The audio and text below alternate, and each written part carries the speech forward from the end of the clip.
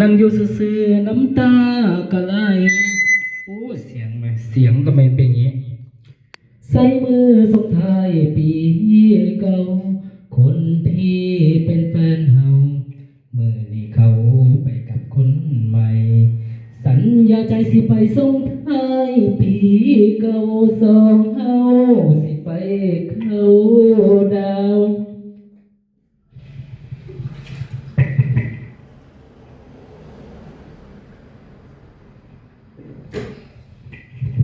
เมื่อนี้คำสัญญา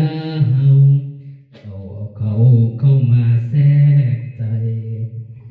น้ำตาไหลเจ้าสิไปเข้าดาวกับเขาทั้งคืนเราได้ยืนบักสิงสลิงแตกก็สวยบ่อยากว่าเลยล่ะสลิงแตกเลยเสียงงามเลยรถหมูขวมด้วยเลยแดงดำแนวกินบ่ได้อยากแนวอยากมันบ่ได้กินแนวอยู่ใต้ตีนสินกินจนบ่อยาก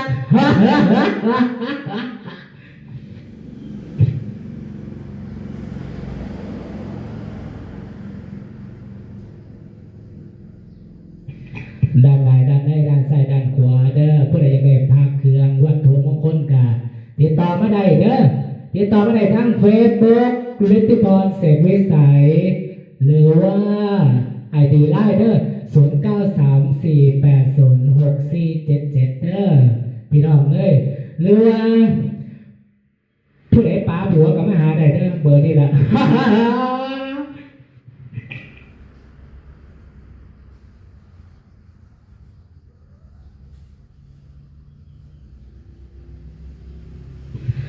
หมายเลขโทร02-418-1750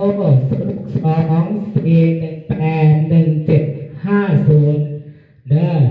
บอกว่าจะเป็นบุญเป็นงานเพื่อมากินกับบุญในโทษติดต่อเบากองผมมาได้เด้อในเรื่องเขาเอาบุญแอลกันมาเด้อเด้อไปนั่งเฝ้ากันเดี๋ยวนั้นเร็วๆได้พอเขาเอาบุญแอลกันมาเด้อเดี๋ยวนี้มึงเข้าใจป่ะเนี่ยเข้าใจป่ะแนวกินบ่ได้ยากแนวยากมันบ่ได้กินแนวไตเต็ดเสร็จกินจนบ่อยาก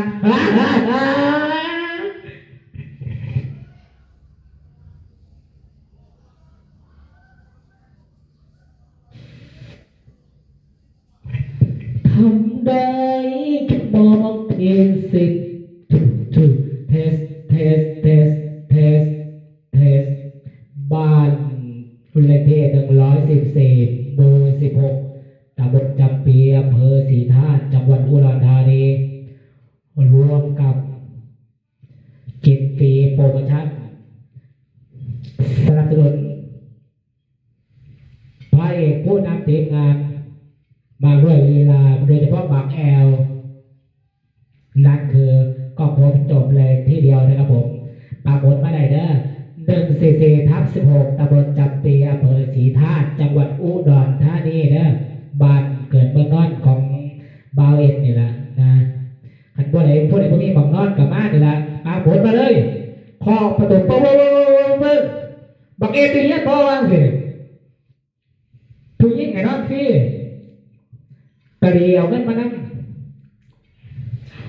สุดไหนมีหามมึงนี้ไปนอนกับอื่น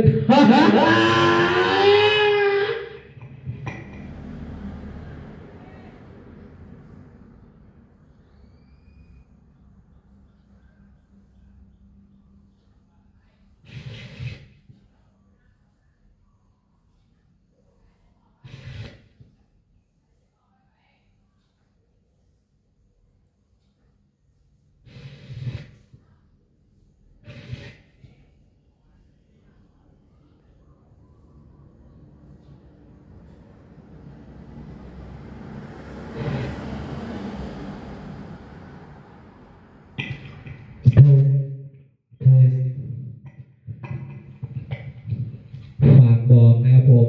ผู้ที่สัญจรไปมานะใส่รถใส่ล่าใส่ถนนการะมัดระวังพร้อมเด้อขันผู้ใดหอด59-60 ปีมึงเศร้าใส่เด้อมึงสิตามเพื่อนมึงเข้าใจป่ะนี่หัวงอกันเศร้าเด้อให้พูดเล็กน้อยครับเข้าใจป่ะให้มาขับอันดูว่านี่ตาผู้เห็นพวกนี้มันก็ตามด่ากันมา ดึกเตือนเข้าใจก่อนละ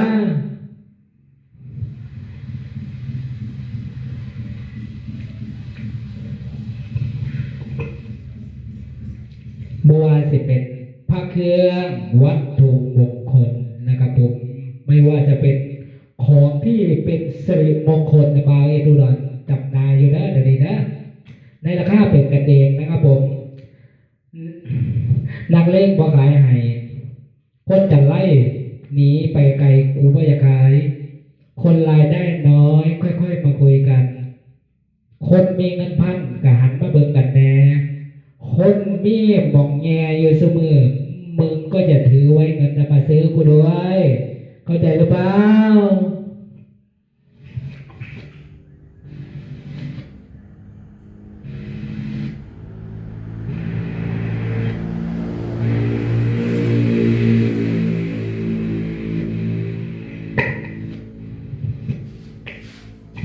ฝากตามเด้อฝากกดติดตามกด Subscribe กดไลค์กดแชร์นะเด้อในชื่อช่องก้องพบภาษาไทยเด้อก้องพบภาษาไทยทางช่องเตกะตอบ My name is ก้องพบตัวพิมพ์ใหญ่ภาษาอังกฤษนะครับตัวพิมพ์ใหญ่ภาษาอังกฤษนะไม่ว่าจะเป็นอีกช่องทางหนึ่งFacebook ลิทธิพรเศรษฐวิสัยเด้อฝากกดติดตามกด Subscribe กดไลค์กดแชร์ด้วยนะครับผมมันคงไม่แย่เท่าไหร่เนาะนะก็ฝากไว้น้ำแน่นะครับผมผู้เป็นพ่อเป็นแม่ก็ให้คำแนะนำแก่บุตรหลานในการเล่นโลกโซเชียลหรือว่าใครที่รู้นะมันจะมีการหลอกโอนตัวโอนตังนะมึงก็อย่าไปโอนให้เขาเด้อเก็บไว้แต่เสื้อมาน้ำเต้ามาต้มกินกับแก้วนะเก็บไว้แต่เสื้อพันบักแง้วมาปลูกไว้หลังบ้าน